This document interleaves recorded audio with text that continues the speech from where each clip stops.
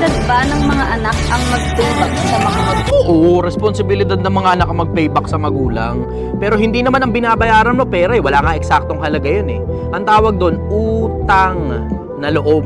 May mga bakterya na kapag nag-exist yung bakterya na yun, eh wala nang pakialam yung magulang nila sa kanila. Wala na rin pakialam yung mga anak dun sa mga magulang ng mga bakterya na yun. Pero ang tao, pag pinanganak ka sa mundo, dun pa lang sa panahon na pinagbubuntis ka, it takes 9 months. Na pwede ka namang ipalaglag ng nanay mo eh, pero di niya pinili ipalaglag ka. Tapos dun sa panahon na pinanganak ka sa mundo, hindi mo pa kayang tumayo sa sarili mong mga paa. Kailangan pa kakargahin ka, pakakainin ka, dadamitan ka, bibihisan ka, lilinisan ka.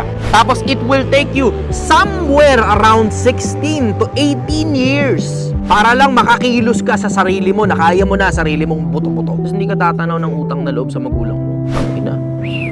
Yun lang pinanganak ka sa mundo, enough na para tanawin mong utang na loob sa magulang mo.